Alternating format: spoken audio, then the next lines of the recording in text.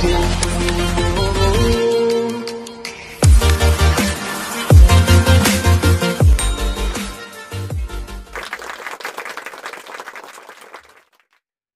siang dan selamat bergabung lagi bersama kami di Beyond Education Podcast. Dan saya Agung Surya Gumelar selalu menemani Anda. Yang lagi di rumah silakan lanjutkan pekerjaan di rumah. Yang lagi di kantor mudah-mudahan pekerjaannya selalu lancar ya. Dan yang lagi di misalnya lagi main gitu mudah-mudahan indah liburannya. Jadi dimanapun Anda berada tetap stay tune terus di podcast Beyond Education karena kita update 2 hari sekali langsung. Dua hari sekali langsung, nggak langsung sih, 2 hari sekali pasti update, jadi langsung aja dicek aja kalau nggak percaya. Oke, dan bagi ada yang bertanya atau misalnya bagi yang ingin menanyakan sesuatu, bagi yang ingin mengirimkan sebuah pesan, kritik, saran, dan langsung saja di bawah ada deskripsi dan lihat di bawah pasti ada link-linknya. Yang pertama ada link Telegram, silakan kalau misalnya bergabung, konten-konten kita sudah himpun di sana semuanya langsung masuk Telegram saja. Jangan masuk yang ke grup WhatsApp karena itu sudah tidak ada ya, jadi langsung ke Telegram saja. Dan ada juga email di bawah dan form juga di bawah, dan ada juga blogspot artikel Beyond Education bisa dibaca-baca dan di-sharing-sharing kepada semua sanak keluarga dan sanak teman-teman sebaya. Boleh sebaya, boleh atasan juga boleh, nggak apa-apa, bawahan juga boleh, nggak apa-apa. Yang penting di-share jika ini dirasa bermanfaat. Oke, siang hari ini saya akan berbicara dan ngobrol-ngobrol bareng Pak Doni. Halo teman-teman semuanya. Halo Pak Doni, siang kita ngobrol lagi dikit ini ya. Iya nih, kita ngobrolin apa nih Gung? Iya ini saya bentar lagi saya mau jadi orang tua. Udah siap belum jadi orang tua? Iya ini nih, amin. Oh ini jadi ya begitu Pak, dilema sih sebenarnya. Jadi orang tua itu kan memang saya juga bingung ya. Kemarin kita sudah sempat podcast Pak ya. Jadi apa sih orang tua itu sebenarnya harus sekolah lagi gitu. Benar. Harus tahu ketika persiapan ketika istri mengandung gitu kan, bagaimana nanti anak seperti apa. Tapi ya memang sih kalau dipikir-pikir emang nggak ada yang nuntun gitu. Iya, pastinya. Dan kita kalau nggak kita proaktif ya, kalau kita nggak proaktif itu tidak akan datang dengan sendirinya gitu. Ilham tiba-tiba, ilmu parenting itu atau ilmu yang mengurus anak dan lain itu pada datang itu nggak diajarin gitu. Iya. Meskipun oleh orang tua kita sendiri. Iya, ini kan yang terjadi ya di masyarakat gitu. Iya. Ketika kita memutuskan misalnya untuk menikah, kita tidak tahu gitu harus mau belajar dengan siapa. Dan biasanya kan sebelum menikah, umumnya ya, kalau Agung sendiri deh, kan belum lama ini menikah ya.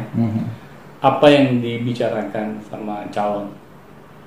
Umumnya ya Pak. Iya. Yang sering itu adalah kemana kita jalan-jalan. Bulan madu. Tapi yang kesampaian soalnya pandemik. Oh gitu. Terus apa lagi? Terus bagaimana pengelolaan keuangan. Oh itu lebih baik itu dibandingkan saya. Udah ke arah sana. Iya, udah mulai ke arah sana. Soalnya apa? Soalnya ya kita sepakat Pak dengan keuangan tersebut kan. Kalau misalnya kita pengen beli apa, kemudian dikelola dengan baik lah pokoknya gitu. Iya, ya karena kan itu suatu hal yang jarang ya dibicarakan sebelum nikah.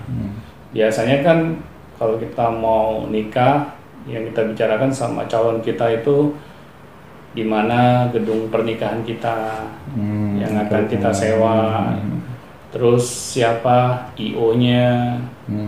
Berapa jumlah orang yang kita akan undang. Terus setelah resepsi kita mau bulan madu di mana? Iya betul. Tergantung budget juga sih. Tetapi kan kalau hal-hal hanya itu yang kita bicarakan, nah ini akan menjadi masalah ketika kita sudah berumah tangga. Betul. Karena pasti sebelum kita berumah tangga, yang kita lihat itu hanya hal-hal yang baik-baik saja dari calon kita. Oh iya, pas pacaran waktu kita. Benar. Iya. Even pas kita pacaran kentut aja ditahan. Ya. Gak berani lah. Gak berani. Malah takut diputus. Takut ilfil. Takut ilfil. Tapi setelah menikah kan, coba semuanya kita lakukan di depan calon kita. Iya betul. Nah, biasanya kalau pasangan kita nggak siap, oh ini aib lo gitu kan. Bisa-bisa usia pernikahan itu nggak lama gitu. Iya banyak kok yang nikah muda tapi cepat gitu cerainya itu ya. Iya, karena mereka memang belum siap. Apa mereka enggan belajar parenting atau gimana itu Pak? Ya itu bisa jadi salah satunya. Karena kan kalau misalnya kita nih sebelum nikah kita belum belajar menjadi orang tua. Seharusnya kan setelah nikah kita mau belajar gitu. Iya. Tapi parahnya sebelum nikah kita nggak belajar, setelah nikah juga kita nggak belajar. Iya. Akhirnya kalau kita mengalami konflik dengan pasangan, ya nggak aneh. Dan yang saya takutnya terbawa-bawa sampai kita punya anak. Misalnya sebelum punya anak kita berantem. Ya sering lah kita konflik. Ya cekcok tuh tiap hari misalnya. Masalahnya ya apa aja. Sepele sih. Kadang sepele gitu. Sepele. Misalnya ya kita melihat bahwa kok saya pulang kerja nggak ada makanan di atas meja misalnya. Iya. Baik kalau pasangan kita nggak bisa masak gitu kan. Yang kita pikir setelah kita nikah, pasangan kita itu tahu segalanya. Kita pikir seperti itu. Bagaimana melayani suami, dia bisa langsung paham gitu. Padahal kan dia sendiri nggak belajar bagaimana menjadi seorang istri yang benar. Dan akhirnya ketika si suami melihat ternyata istrinya kurang bisa melayani dia dengan baik, nah disitulah mulai muncul banyak persoalan. Iya betul. Dan ini yang terjadi gitu. Mengapa usia pernikahan itu sangat singkat gitu? Biasanya sih dari tahun pertama sampai tahun kelima itu akan kita lihat tuh bagaimana yang namanya pasangan itu dapat bertahan di masa-masa itu. Karena itu masa-masa yang paling krusial. Rawan gitu Pak ya? Rawan itu. Karena kita sama-sama baru mengenal asli pasangan kita tuh seperti apa sifatnya. Tetapi kalau kita sampai kaget apalagi shock gitu ya. Nah inilah akhirnya kita sangat gampang gitu memutuskan untuk berpisah. Dan akhirnya kalau misalnya belum punya anak sih ya mungkin dampaknya nggak terlalu besar ya. Tapi masalahnya kalau punya anak, dampaknya ke anak gitu Pak ya? Pasti. Iya betul. Karena saya belum pernah melihat gitu ya seorang anak yang sukses luar biasa di kehidupannya dibesarkan dari keluarga yang nggak sukses dalam membina rumah tangganya. Iya juga. Ada mungkin sangat sedikit persentasenya. Karena apa? Anak kalau dibesarkan dari lingkungan yang tidak kondusif, pasti akan berdampak ke kondisi psikologisnya. Dia akan memiliki kurang rasa percaya diri. Ya, dia memiliki rasa bahwa kurangnya ada kasih sayang di dalam kehidupannya, dan itu akan membuat gangguan pada mentalnya. Dan bagaimana nanti dia siap menyongsong masa depannya gitu, kalau misalnya itu sampai terjadi. Nah makanya saya melihat bahwa kalau kita sama sekali nih, apalagi sudah menjadi orang tua ya, tidak mau belajar parenting juga, ya kita siap-siap aja seperti menanam bom waktu di dalam kehidupan kita. Gawat ya Pak ya? Iya itu pasti. Jangankan ketika kita mau jadi orang tua Pak, ketika pranikah pun ya. Iya. Kalau yang dibicarakan hanya seputar yang tadi Bapak bilang itu tuh, seputar gedung, seputar ini kayaknya kita nggak siap tuh menerima apa adanya pasangan kita gitu kan. Pastinya, karena yang tadi kita sudah bahas ya, pas pacaran apa sih yang kita sering bahas? Iya benar-benar. Kan sesuatu hal yang hanya remeh-temeh gitu. Yang kamu sudah makan belum? Nggak usah ditanya juga masih makan ya. Tadi gimana kabar kamu pas di sekolah? Kan biasanya hal-hal yang sepele ya. Kita tidak pernah membahas gitu mengenai nanti kita akan membina keluarga yang seperti apa, kita akan mendidik anak kita dengan cara apa, kamu sebagai istri harus berperan seperti apa, kamu sebagai suami harus berperan sebagai apa, ya. Nah di sini kan tidak ada yang namanya pembicaraan yang berkualitas gitu. Jadi nggak aneh pas kita berumah tangga yang ada konflik gitu. Hancur-hancuran Pak. Tapi skup ini Pak, skup ilmu parenting itu sebenarnya dari mana sih Pak startnya? Apakah pas kita punya anak saja atau pas kita menikah atau dari mana Pak skup ilmu parenting itu yang sering didengar itu kan? Kalau idealnya sih sebelum menikah kita sudah belajar. Pas menikah kita juga sudah belajar sebelum memiliki anak ya. Apalagi ketika kita sudah memiliki anak, kita tambah giat belajar parenting. Berarti terus harus belajar sih. Iya. Sampai akhir hayat kita belajar parenting itu sangat penting gitu. Maka ini ada cerita lucu gitu waktu saya pernah ngisi parenting. Kepala sekolahnya bilang ke saya, Pak Doni, sebelum Bapak ini ada pengisi parenting, itu orang Malaysia Pak. Kita undang khusus untuk memberikan seminar parenting kepada para orang tua murid kita.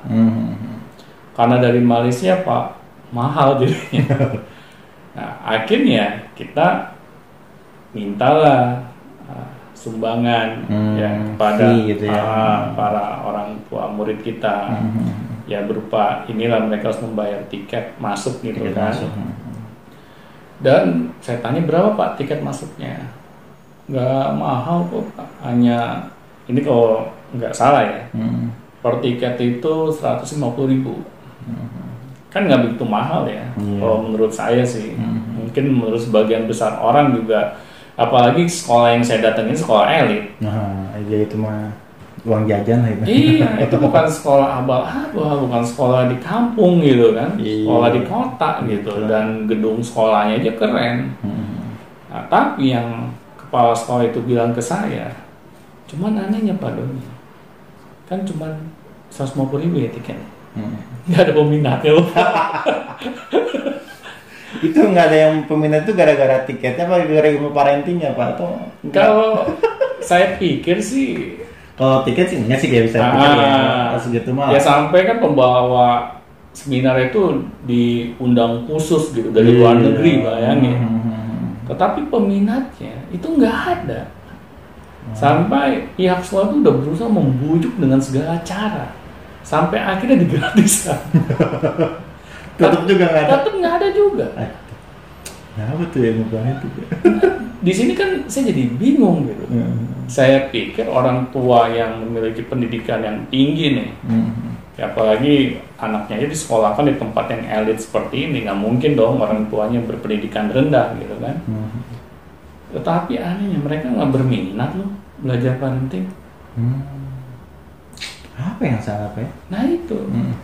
Nah di sini kan sampai pihak sekolahnya saking malunya kan udah keburu diundang pembicaranya kan udah jauh-jauh dari Malaysia datang, masa nggak ada yang ngeliatin dia sih, dia ngomong sendiri gitu.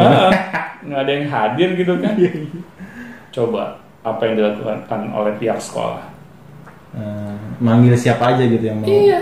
Dia manggil OB-nya, dia manggil tukang parkir, satpam untuk hadir coba agar ruangan itu penuh. Adakah krisis kesadaran terhadap belajar parenting Pak? Nah di ini sini, Pak. Kalau bagaimana, menurut Pak? Pribadi saya ini terserah ya, boleh dibilang benar, boleh juga dibilang kurang tepat gitu ya. Tapi kalau menurut hasil riset saya, memang ilmu parenting ini kurang begitu diminati oleh masyarakat. Iya sih. Karena apa? karena nggak menghasilkan uang. Oh iya, cuma nasihat-nasihat doang ya gitu. Iya benar. Nah ini buat apa gue harus meluangkan waktu saya yang begitu berharga ini kalau nggak menghasilkan sesuatu yang bisa masuk kantong saya. Nah itu yang menurut saya terjadi gitu di masyarakat. Iya, logis ya Pak. Benar. Coba lihat deh kalau misalnya ada seminar titik-titik rezeki gitu. Ya, apa saja? Apa aja cara mempercepat gitu kan? Iya. Apalagi bisa mendapatkan kekayaan dalam waktu sesingkat-singkatnya gitu kan. Kayak teks proklamasi aja gitu kan. Wah, itu pasti peminatnya banyak. Iya, bener juga ya, seperti itu biasanya sampai di gedung gitu kan. Iya. Penuh, gitu. Wah, itu bisa sold out itu. Mungkin kalau misalnya ini ya semakin instan lagi itu semakin gampang jualan tiketnya. Nah di sini kan kita bisa ngelihat gitu kondisi masyarakat kita seperti apa. Iya. Padahal ikut seminar seperti itu aja, itu kan harus mengeluarkan uang yang gak sedikit. Ya, karena mereka anggap tidak penting itu uang ya ketika misalnya mereka butuh gitu kan. Iya, tapi masalahnya butuh dalam kerangka berpikir hanya mencari ekonomi. urusan perut doang gitu. Tapi urusan otak nggak diperjuangkan. Iya, gitu. apalagi di ilmu parenting. Kalau misalnya kita tidak mempelajarinya dengan sungguh-sungguh, itu dampaknya bukan hanya untuk diri kita sendiri ya, tapi akan berdampak juga kepada pasangan kita, anak-anak kita. Belum lagi kalau mertua terlibat di situ, ini akan menjadi konflik yang cukup besar gitu. Terkadang konflik yang besar itu merugikan uang juga. Benar, apalagi kalau sampai bercerai ya. Bercerai merugikan banget gitu ya Pak ya. Ada pembagian harta gono gini lah. Oh, secara tidak sadar sebenarnya harus disadari itu. Benar. Terus belum lagi dampak psikologis ke anak-anak. Anak-anak akan merasa minder gitu kan.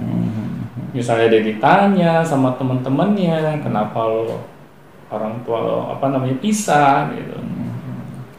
Berarti kan mereka juga akan merasakan gitu. Di dalam kehidupannya gitu kan. Nah, apakah hal ini gitu yang ingin kita dapatkan di dalam kehidupan kita? Padahal yang namanya hidup ini kan gak selamanya ya. Hidup manusia sudah pasti ada akhirnya gitu. Tetapi kalau kita tidak memikirkan apa yang akan kita lakukan ya di dalam kehidupan rumah tangga kita, ini yang akan menjadi bumerang di suatu saat nanti gitu. Iya. Untuk sekarang sih memang nggak terasa ya Pak ya. Misalnya kita belajar parenting sekarang nih gitu kan, dengerin gitu kan, bosan terus ngerasa apa sih? Iya. Untuk sekarang memang nggak lebih terasa ketika kita ikutan seminar yang langsung dapat uang gitu. Iya benar. Tapi jangka panjang itu benar. Wah ini nih yang dulu kita investasikan untuk parenting gitu. Iya. Jadi kan kalau misalnya kita dihadapkan oleh masalah di dalam keluarga, kalau kita mau bisa mengatasi masalah yang kita hadapi itu dengan baik, kan perlu adanya ilmu dan wawasan di dalam pikiran kita. Tetapi kalau ilmu aja nggak ada, wawasan apalagi gitu kan, ya bagaimana kita dapat menyikapi masalah dengan baik? Yang ada kita akan selalu reaktif gitu. Kita gampang emosian, kita gampang marah-marah. Baru misalnya anak nilai rapotnya berantakan gitu kan, kita langsung marah-marahin istri kita lah. Kita bilang ke istri kita, kamu nih nggak bisa ngedidik anak. Kalau istrinya bisa sabar dengar umpatan kita gitu kan, kalau istri kita lebih galak tuh ya? Malah kita yang juga.